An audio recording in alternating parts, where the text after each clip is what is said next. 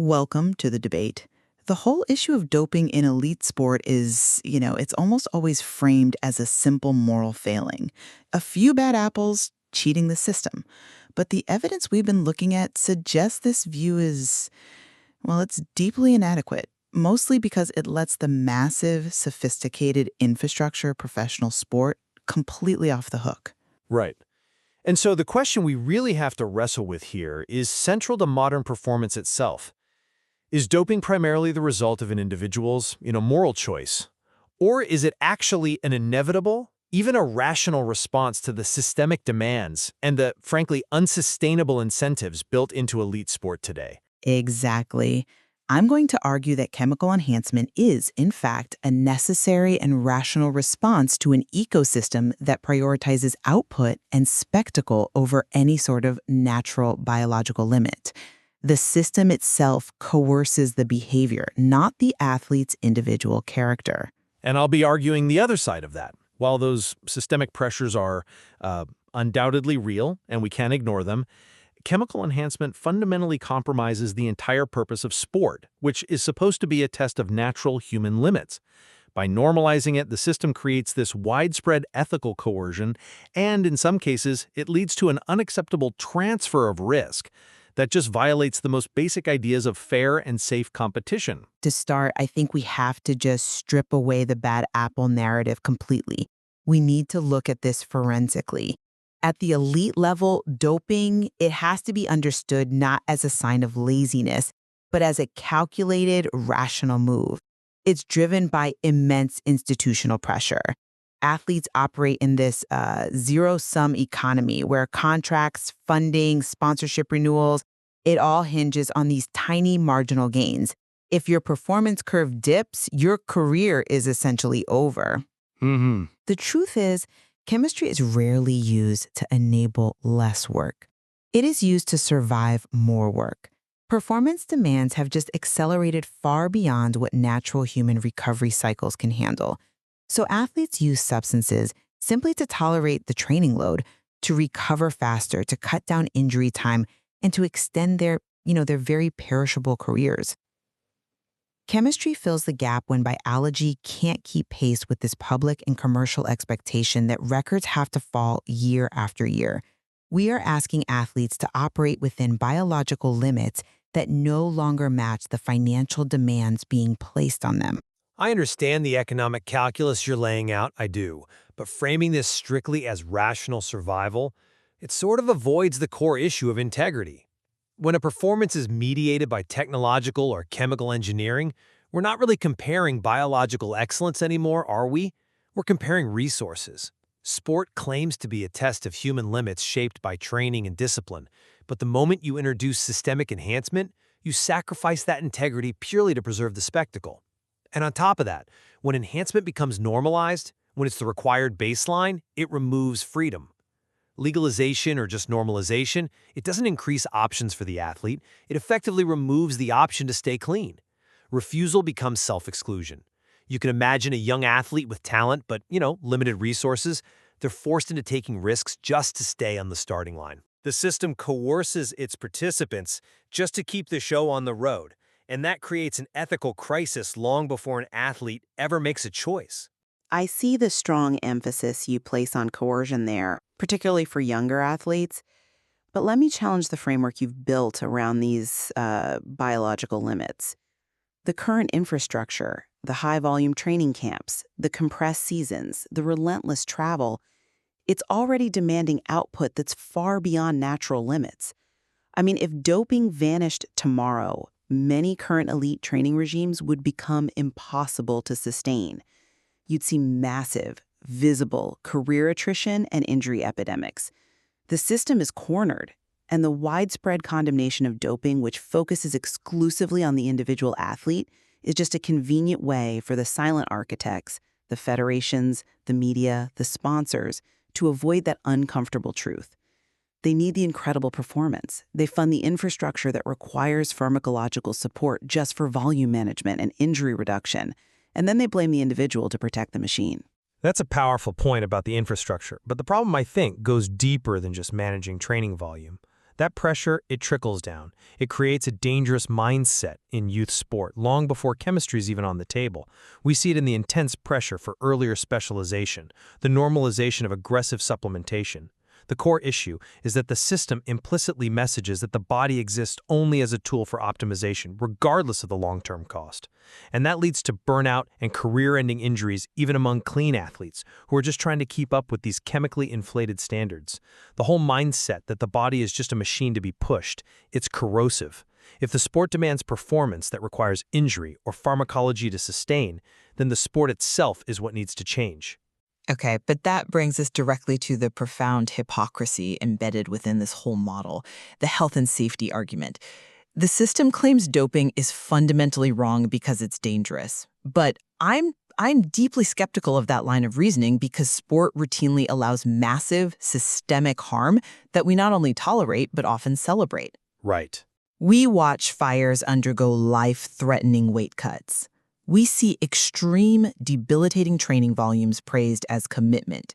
We see rampant, quiet painkiller dependency and athletes rushed back from serious injury.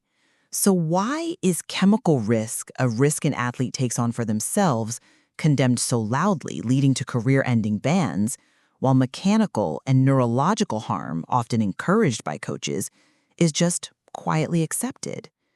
The line between acceptable optimization, altitude tents, cryotherapy, advanced nutrition, and illegal enhancement is rarely medical. It's often historical, political, or cultural. I mean, if an altitude tent and a banned substance both change blood chemistry to enhance endurance, why is one science and the other cheating? I agree that the health argument alone is a weak defense.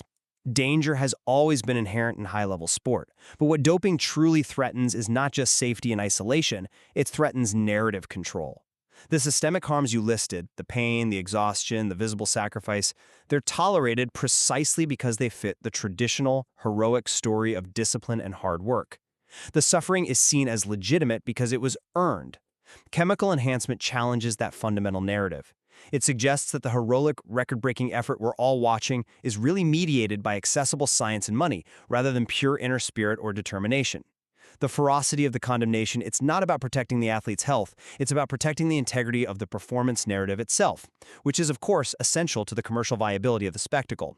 If that illusion is broken, the audience disengages. So if we acknowledge that the core mechanism here is narrative protection rather than health, then we also have to acknowledge the massive ethical inconsistency across different sports.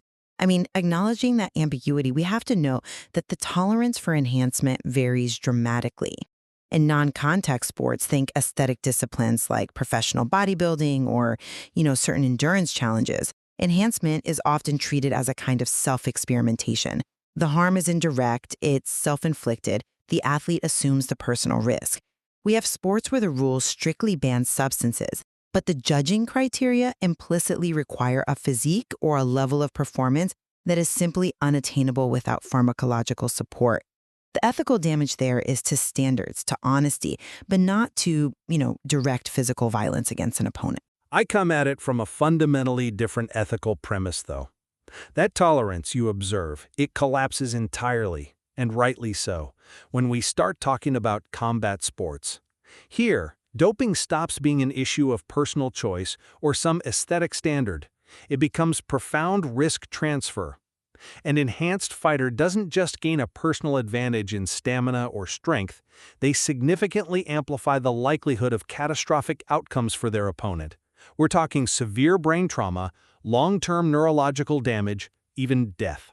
So you're arguing that in this context, the moral responsibility shifts entirely from self-harm to reckless endangerment of another person. Precisely. Fighters consent to danger, sure, but they assume a foundational level of human parity, or at least parity within the rules. When hidden pharmacological advantages fundamentally destruct that parity and alter the safety assumptions, the activity moves beyond competitive risk. It's closer to weaponizing biology. And for this critical reason, uniform anti-doping rules are just ethically incoherent across sports. Doping in a 12-round boxing match, where brain trauma is literally the goal, carries a morally distinct cost from doping in a time trial cycling event. That distinction has to be central to any regulation. The material really forces us to recognize that the system has painted itself into a corner when it comes to enforcement. Zero-tolerance policies, they predictably fail. Enforcement is uneven. It often favors wealthy nations or athletes who can afford advanced evasion techniques. And more critically, bans just drive doping underground, encouraging microdosing, which is harder to detect and potentially even more dangerous without medical supervision. But even if we pivot, legalization also fails. It creates an immediate, inevitable arms race. It rapidly escalates competitive standards and turns yesterday's cutting-edge enhancement into today's necessary baseline just to get in the door. And if neither banning or legalizing works, that just indicates that we are fundamentally misdiagnosing the problem. We're spending billions regulating behavior instead of changing the fundamental incentives that make the behavior rational in the first place. And this failure is exacerbated by those silent architects you mentioned: fans, media, sponsors. They all play a role. Fans claim they want clean sport, yet their viewing habits overwhelmingly reward impossible performances, longevity, dramatic superhuman comebacks. There's a pervasive collective denial. The entire ecosystem benefits financially from the spectacle that's created by chemically optimized performance, all while maintaining plausible deniability. As long as the system can just channel all the blame onto the individual athlete when a scandal erupts, the machine itself is protected. Exactly. If records stopped falling, if the physical limits of aging became immediately visible, if careers shortened, which would all inevitably happen, if sport became truly limited by natural biology, the attention and the money would stop flowing. The system relies on this illusion of eternal progress, and it ensures the cycle of scandal and outrage always ends with the blame resting on a single person, which preserves the high-octane spectacle for the rest of us. Ultimately, this debate forces sport to choose between two conflicting ideals that it's currently trying to hold at the same time: the romantic ideal of natural human limits and the commercial ideal of maximized human ambition. The current hypocrisy trying to enforce one while rewarding the other is unsustainable. It creates the very pressure cooker that rationalizes doping as an act of survival. We have to confront the fact that continuous optimization, which the system demands, comes at a moral and a biological price. And while the economic incentives are just overwhelmingly strong and structural reform is desperately needed, the ethical line for me remains clearest where physical violence is involved. Enhancement that increases direct harm and undermines safety assumptions for others simply cannot be tolerated. That is non-negotiable. Beyond that specific distinction, however, sports still faces an unavoidable choice that it has successfully dodged for decades. Either accept the full, uncomfortable ethical consequences of continuous chemical optimization, or find a way to redefine success in truly human biological terms. Do we want sport to reflect human limits or human ambition at any cost?